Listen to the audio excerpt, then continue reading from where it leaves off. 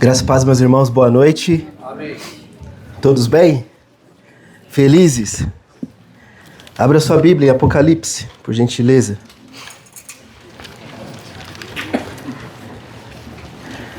Capítulo 2, versículos 18 a 29.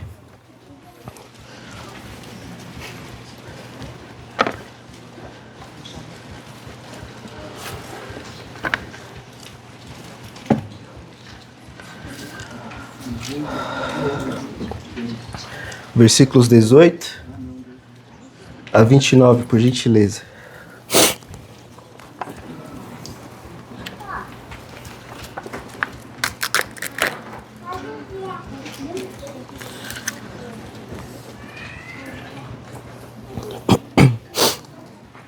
Diz assim o texto: Ao anjo da igreja em Tiatira, escreva: Estas coisas diz o Filho de Deus, que tem os olhos como chama de fogo e os pés semelhantes ao bronze polido. Conheço as obras que você realiza, o seu amor, a sua fé, o seu serviço, a sua perseverança e as suas últimas obras, mais numerosas do que as primeiras. Tenho, porém, contra você o fato de você tolerar que essa mulher Jezabel, que se declara profetisa, não somente ensine, mas ainda seduza os meus servos a praticar a prostituição e a comer coisas sacrificadas aos ídolos. Dei-lhe tempo para que se arrependesse, porém, ela não quer se arrepender da sua imoralidade. Eis que farei com que fique acamada e trarei grande tribulação aos que com ela adulteram. Caso não se arrependam das obras que ela incita, matarei os seus filhos e todas as igrejas saberão que eu sou aquele que sonda mentes e corações, e retribuirei a cada um de vocês segundo as suas obras.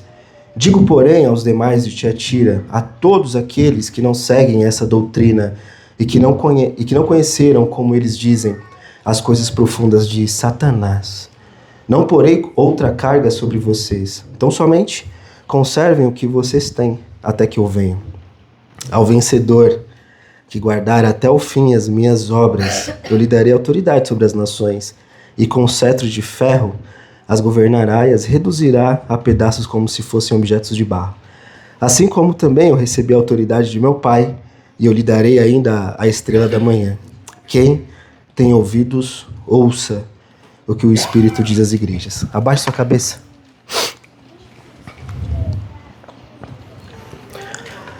Pai, te agradecemos por estarmos aqui juntos. Somos gratos ao Pai por estarmos reunidos como igreja, como família espiritual.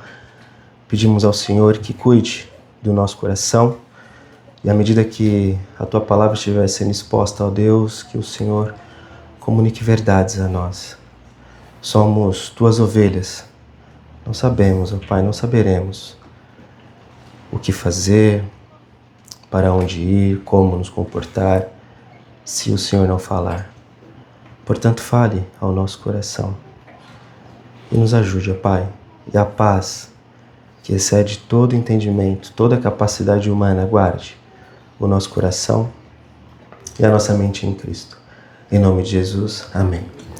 Tem uma expressão que, na verdade, é utilizada no meio dos homens, não é?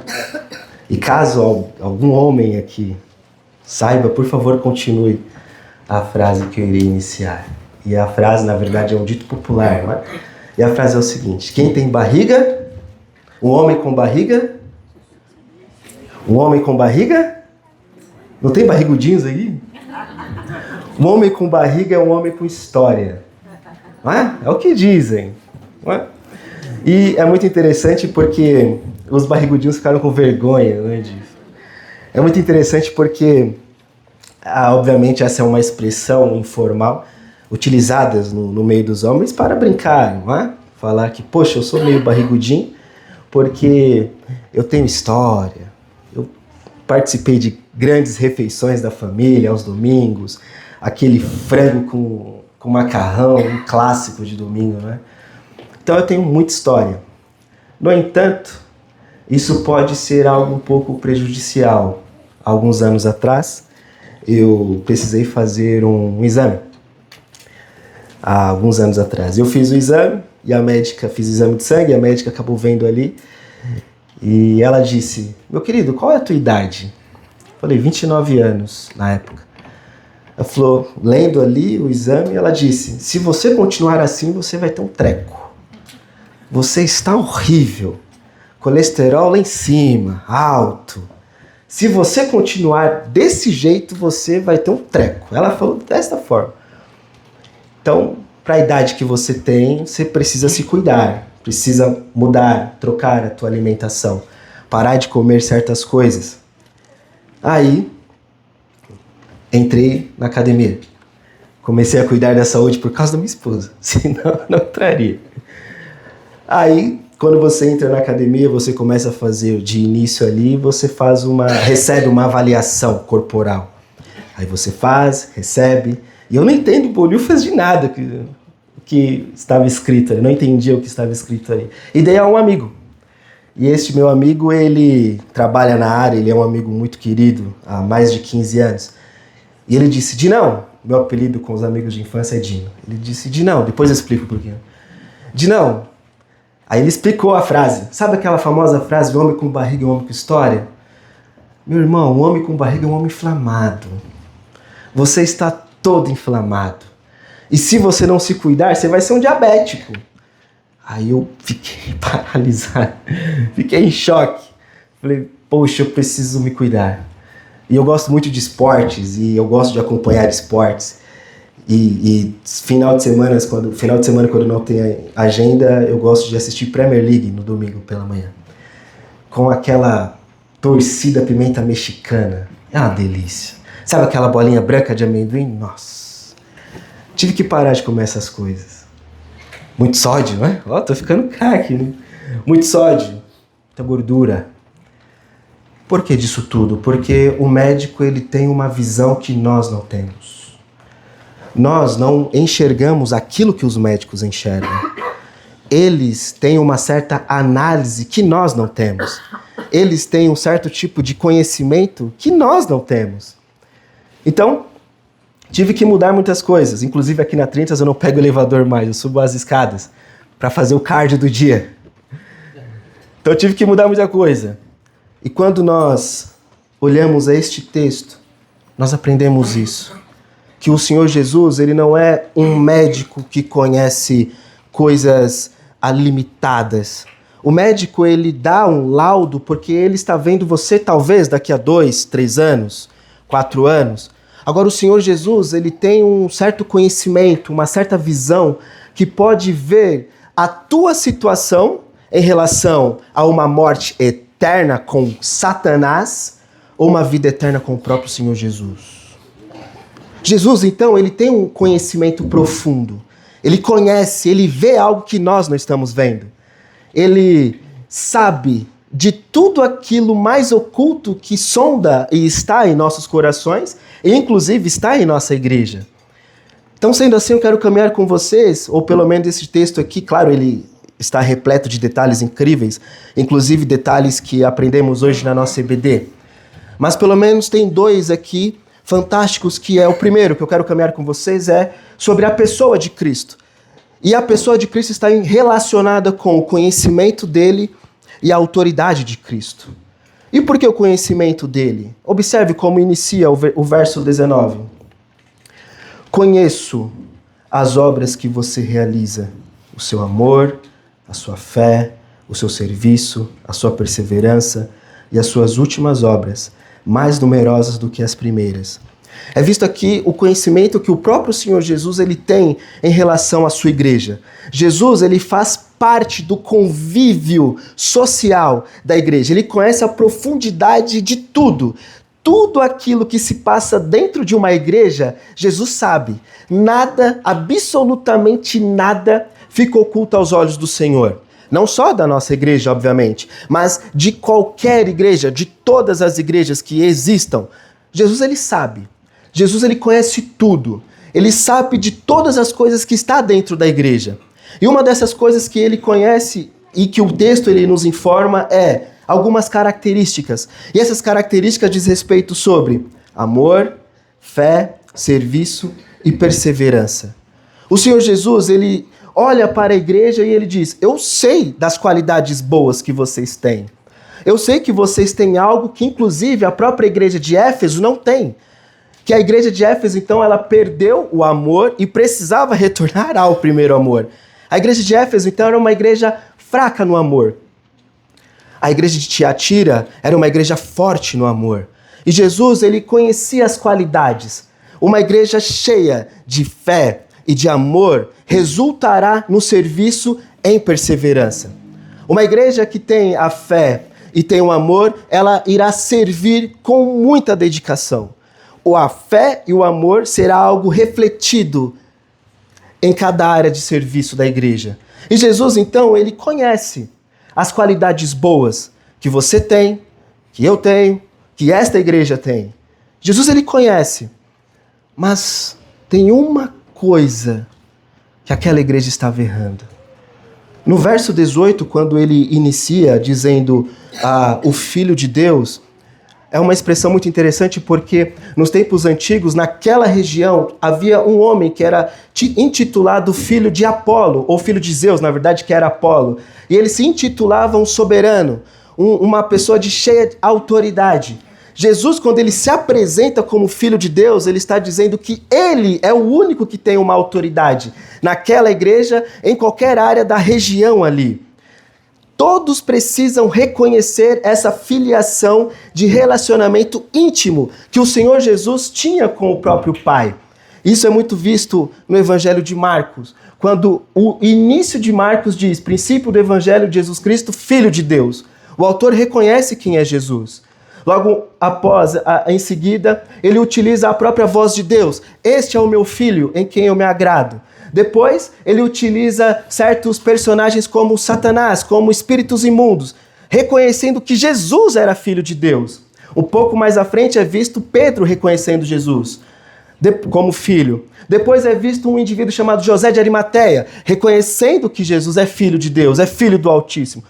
Todos reconheciam quem era Jesus, menos algumas pessoas desta igreja. Até Satanás reconhece quem é Jesus. Até Satanás reconhece quem é Jesus. E esta igreja estava errando em algo. Esta igreja estava errando em algo muito claro. Vocês podem ser muito bons no amor. Vocês podem ser muito bons na fé. Vocês podem ter algo que a outra igreja não tem. Vocês podem ser muito fortes na perseverança. Mas algo que vocês estão errando é... vocês estão tolerando uma mulher pregar na igreja, uma mulher conduzir a igreja a ensinos falsos. Em outras palavras, ela é instrumento de Satanás no meio de vocês. Uma igreja ela pode ter fé, pode ter amor, mas se uma igreja não perseverar na teologia, ela estará acabada. O que Jesus ele está falando aqui é o seguinte: vocês estão tolerando uma mulher no meio de vocês conduzirem outros homens a praticarem imoralidades sexuais e para vocês está tudo bom, está tudo bem. Vocês estão tolerando certos alimentos no meio de vocês e está tudo bem. O que adianta ter fé, o que adianta ter amor se vocês estão tolerando falsos ensinos no meio de vocês?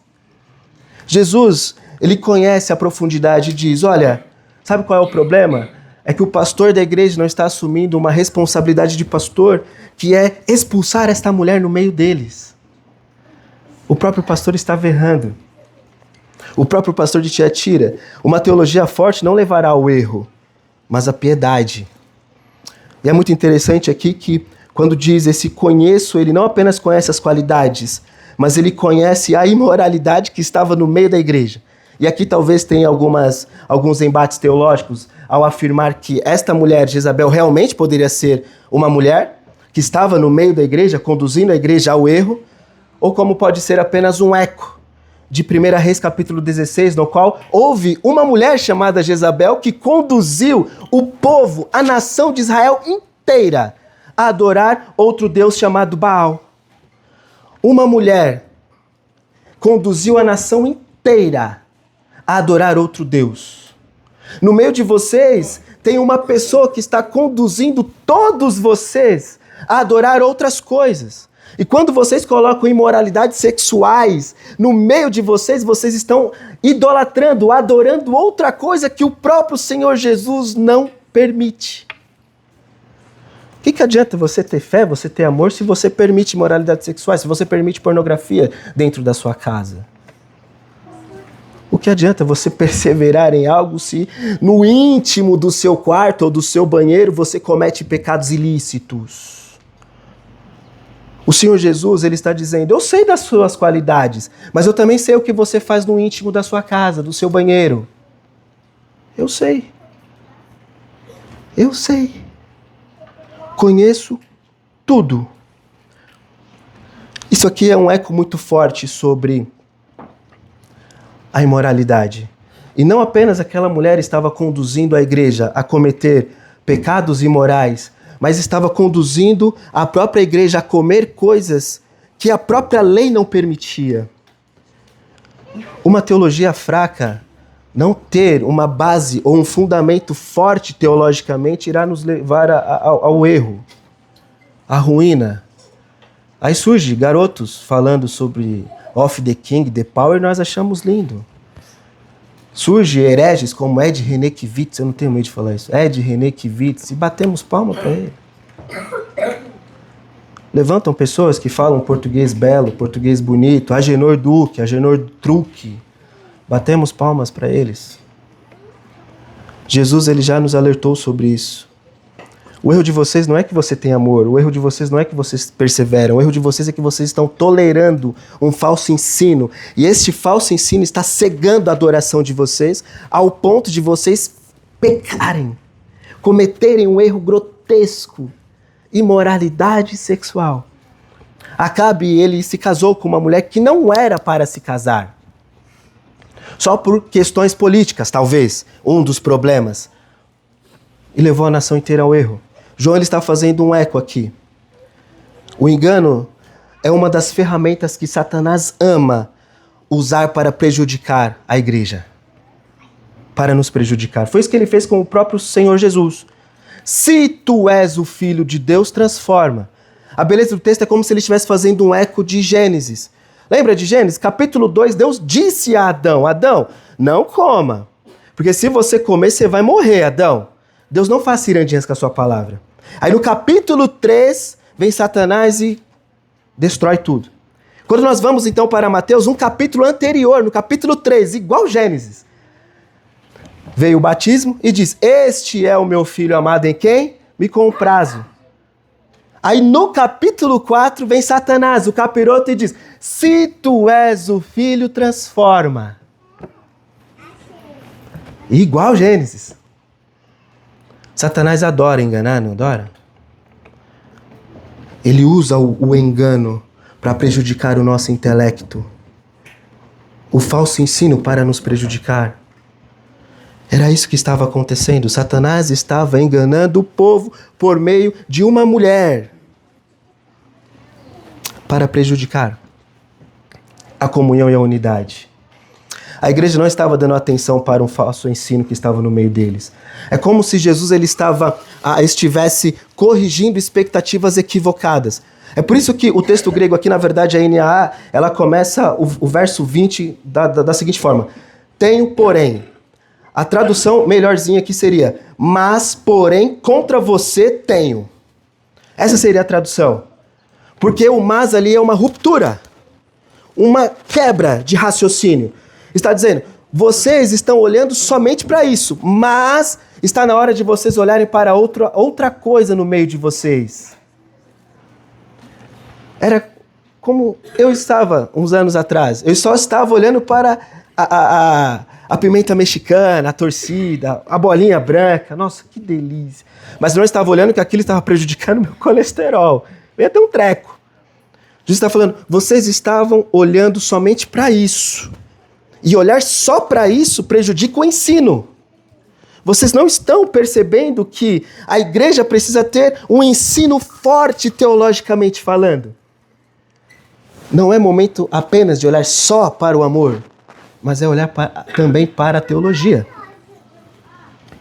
O falso ensino ele faz mais sentido quando a mentira assume o lugar que pertence a Cristo.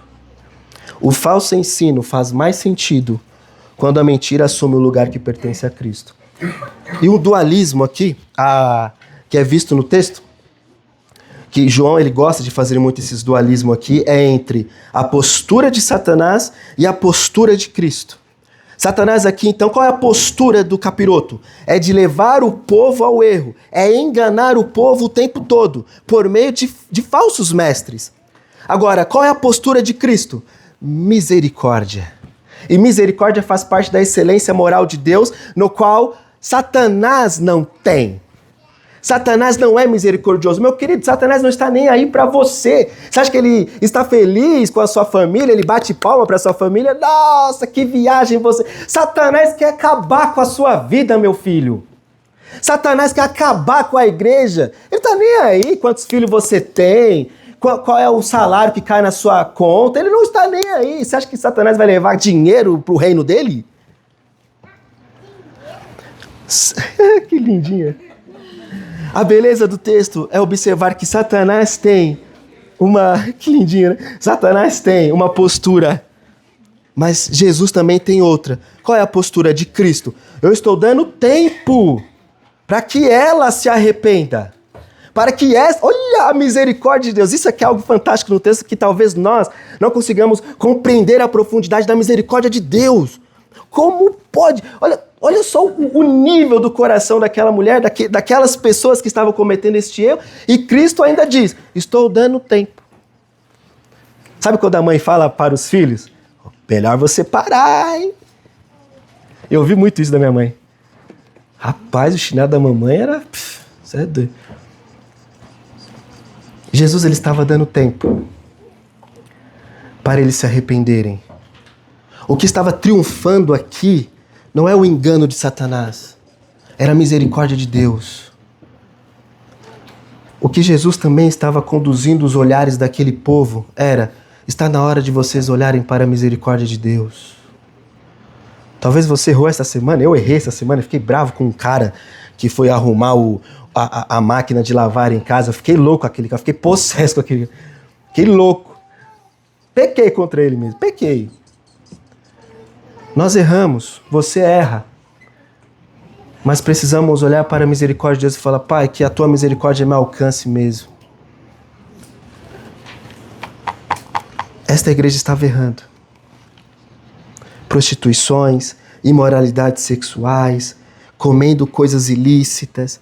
Poxa, Vande, é só uma olhadinha no metrô, uma olhadinha não dá nada, meu amigo. Isso prejudica. A beleza do texto é ver que está na hora de vocês olharem para a misericórdia de Deus. Arrependimento ele serve para acentuar uma nova perspectiva em relação ao pecado. O arrependimento ele mostra agora a nossa postura em relação a Deus. Arrependimento ele é uma perspectiva sobre a ruptura do pecado. Eu me arrependo porque eu tenho nojo disso que eu praticava. Eu não amo mais isso. Eu não quero mais isso. Eu odeio isso.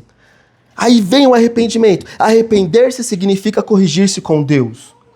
O arrependimento ele não consiste apenas no fato de que é uma mudança. É o que todos dizem, né? Metanoia. Cometem um erro bíblico e teológico em relação a este termo grego. E teologicamente falando, metanoia não é só isso. O arrependimento ele não consiste apenas nisso. Em apenas uma mudança de mente. Recalcular a rota. Arrependimento envolve uma mudança de comportamento. Eu mudo não apenas na minha mente, mas eu mudo com o meu comportamento. Está na hora de vocês se arrependerem.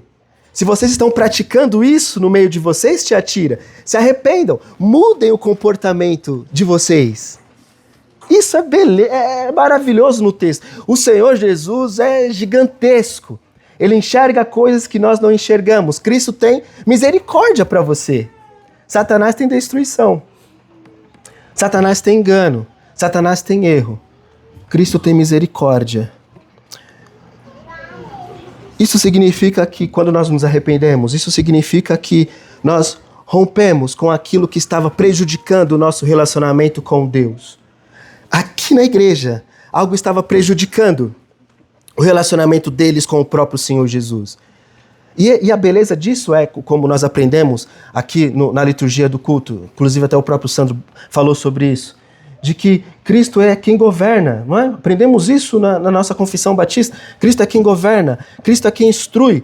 Quando ele aparece ali para conversar com João, ele fala, eu que governo esta igreja.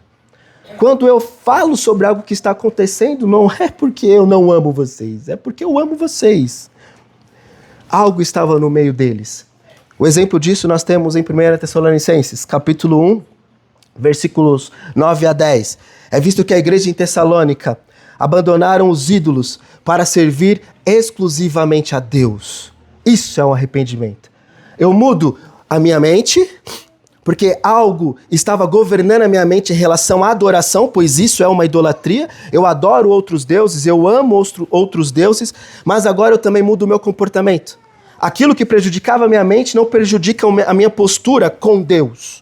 Então eu mudo a minha mente e mudo o meu comportamento. E era isso que estava acontecendo na igreja de Tessalônica. Eles mudaram através da pregação que o próprio Paulo transmitiu a eles.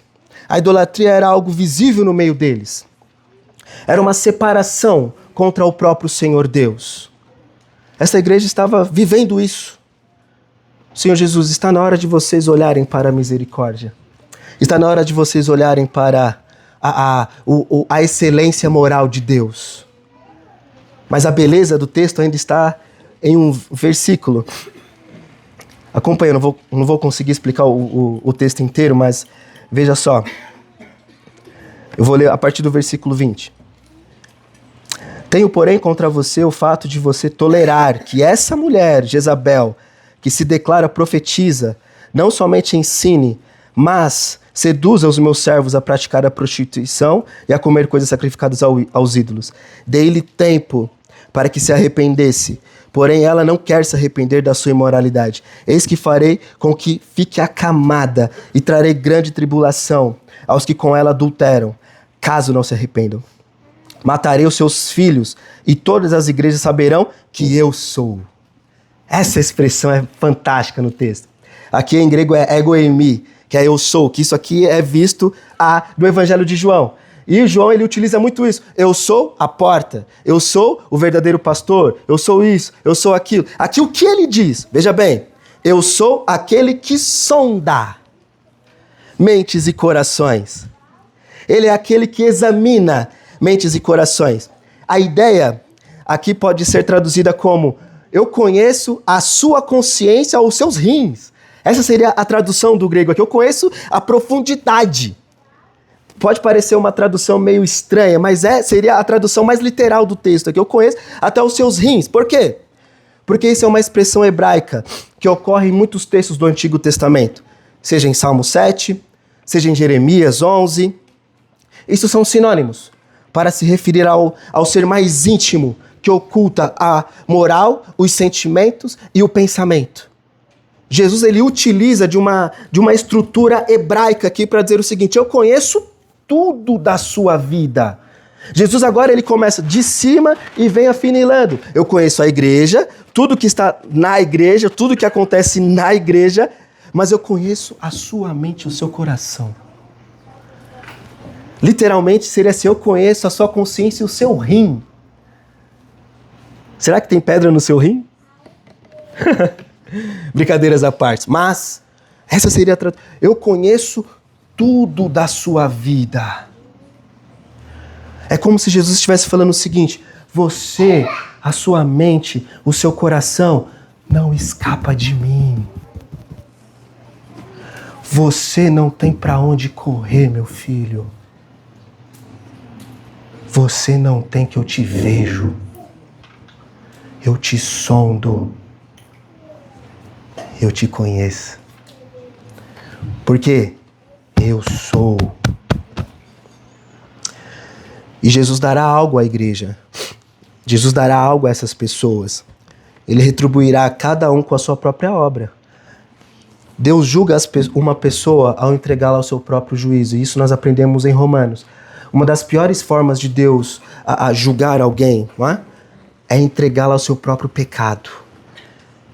Por isso que a expressão é, e vos entregou. É isso que você quer? Então vai. É isso que você quer mesmo? Eu quero. É a pornografia que você quer? É o Instagram que você quer? É o dinheiro? Eu quero. Então vai. Deus entrega a pessoa para se lambuzar no seu próprio pecado. Pois você ama isso, nós amamos isso. Eu conheço a sua mente, o seu rim, a sua vida. Tudo da sua vida eu conheço. Tudo. Você não escapa. Você não escapa. Mas o que tem, Vande? O que tem aqui para nós é arrependimento. Está na hora de nós mudarmos uma certa postura. Talvez, de novo, Vande, eu estou bem, não estou cometendo nada. Que bom, então continue cuidando do seu coração, meu amigo. Porque é muito interessante Pedro, porque ele utiliza essa ideia de que Satanás ele está como um leão ao nosso derredor, bramindo. E a qualquer momento que você vacilar, ele pega você. Como um leão. Se não olharmos para a misericórdia de Deus, meus irmãos, o que será de nós? Se não é a misericórdia de Deus no nosso trabalho, na nossa casa, na nossa igreja, o que será de nós? Jesus ele estava olhando para essa igreja ao ponto de dizer: mude. Algo está reinando em vocês. Mude. Olhe para mim. Esse é o conhecimento de Cristo. Essa ideia de conheço aqui traz uma ideia de conheço especificamente algo no meio de vocês, a profundidade de algo. Uma informação específica sobre determinado assunto. Conheço tudo. Aí quando ele usa essa expressão aqui de mentes e corações, é isso. Não conheço apenas a igreja, mas eu conheço tudo da sua vida. Mas não apenas isso, mas é visto não somente o conhecimento de Cristo, mas é visto a autoridade de Cristo. Veja comigo o verso 28.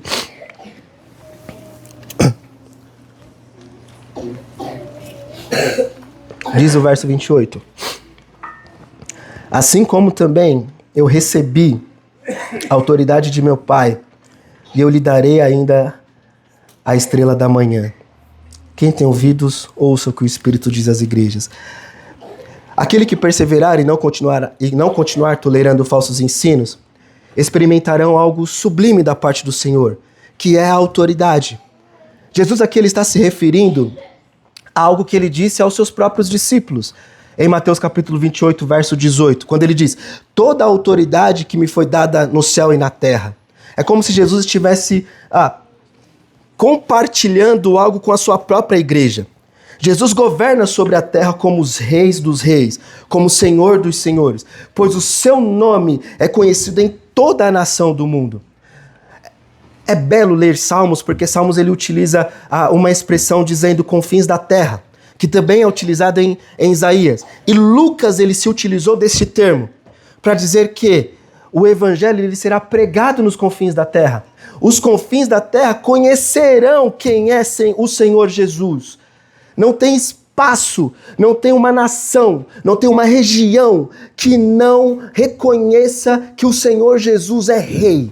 Não tem um espaço que o evangelho não entrará e fará coisas maravilhosas. Jesus, quando ele diz isso à igreja, ele está falando: vocês irão receber algo que eu recebi, a autoridade. E aqui tem algumas embates escatológicos aqui que eu não vou conseguir abordar, porque aqui entra um pouco de escatologia. Mas o que triunfaria nisso tudo é a autoridade de Cristo. Cristo ele tem autoridade no meio da igreja. Cristo é aquele que está no meio dela e dará algo aos irmãos. É muito interessante notar no texto que a ênfase sobre o governo, veja só, o verso 26, ao vencedor que guardar até o fim as minhas obras, eu lhe darei autoridade sobre as nações. É uma expressão de Salmo 2, versos 8, versos 9.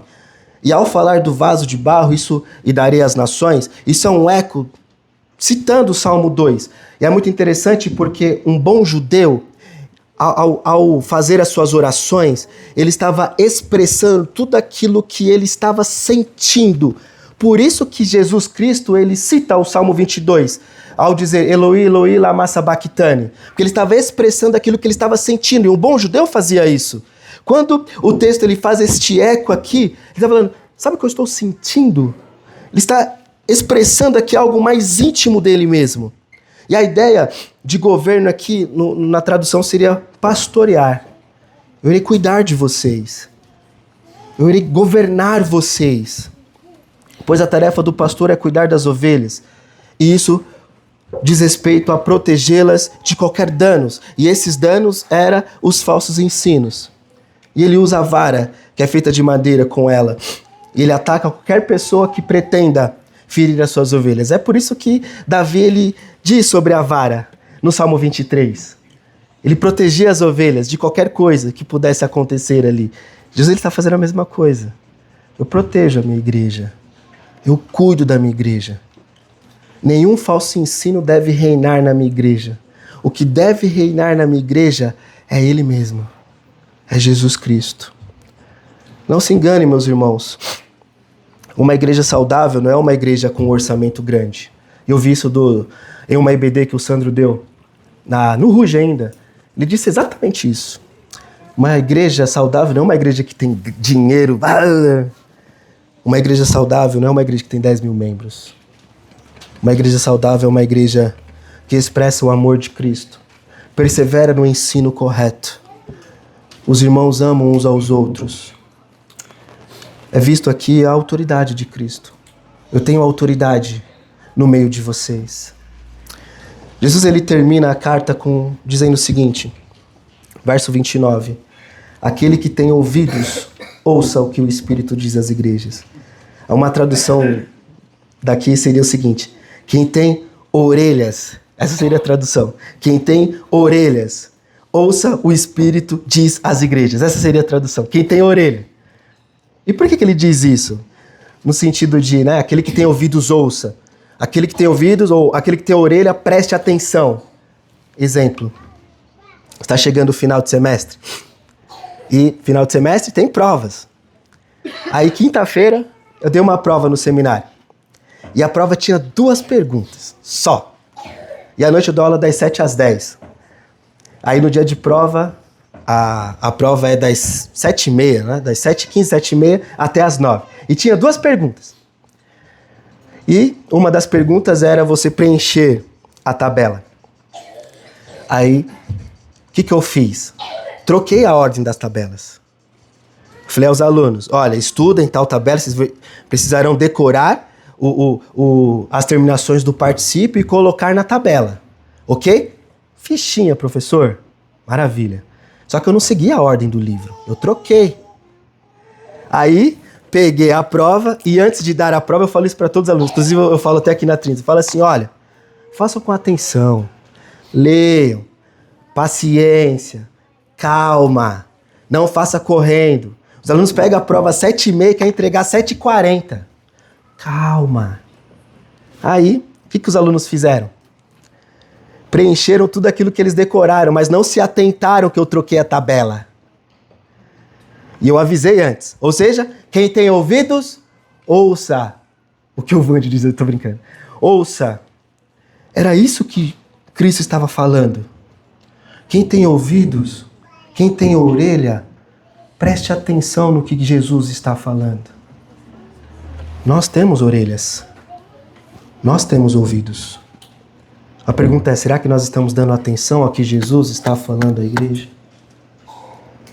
Ou nós estamos dando atenção aos falsos ensinos? Essa é a questão. O que nós estamos dando mais atenção? Não se engane, meu querido. Todo mundo bate no Ed Renekiewicz, bate no Agenor Duque, mas ele é isso, ele não vai mudar. Você vai fazer o quê? Ele não vai mudar, ele é isso, ele é um herege mesmo, ele é isso, ele é aquilo. Ele é aquilo. Vai ficar falando isso, aquilo, outras pessoas vão falar isso, aquilo. Ele é aquilo. Se você tem ouvidos, Dê atenção ao que o Espírito diz às igrejas, ao que Jesus diz à igreja. E essa expressão eu falei em uma EBD, é uma expressão que diz assim diz o Senhor. É o mesmo eco das profecias do Antigo Testamento. O profeta ele diz, assim diz o Senhor. Quando João ele diz, estas são as palavras, é a expressão, assim diz o Senhor. Escute o que Cristo diz às igrejas. Escute o que Cristo diz no meio de vocês. Jesus ele é aquele que tem conhecimento no meio da igreja. Jesus ele conhece você. Jesus ele conhece o teu coração. Jesus ele está aqui para te ajudar, para me ajudar. Jesus ele está aí. Talvez você esteja tolerando certas práticas. Talvez você esteja tolerando certos alimentos, prejudicando a tua saúde. Talvez você esteja tolerando certos comportamentos. Talvez você esteja tolerando coisas que o Senhor Jesus não gosta. É hora de não olhar para os seus comportamentos, é hora de olhar para a misericórdia de Deus. Senhor, eis-me aqui. Sonda-me, Senhor, e me transforma. Abaixe sua cabeça. Pai, te agradecemos por saber que o Senhor é aquele que conhece a tua igreja. O Senhor é aquele que conhece a tua igreja, Pai. O Senhor é aquele que conhece os nossos corações, a nossa mente. O Senhor conhece tudo. Nada escapa dos teus olhos. Nada escapa dos teus olhos. Nenhum comportamento. Se o Senhor conhece as nossas qualidades, o Senhor conhece as nossas imperfeições. O Senhor sabe onde precisamos melhorar. O Senhor conhece tudo, tudo. Nos ajude, Pai, e que a tua boa mão esteja sobre nós. E a paz que excede qualquer entendimento humano, qualquer capacidade humana, guarde a nossa mente e o nosso coração em Cristo. Em nome de Jesus, amém. Obrigado, queridos.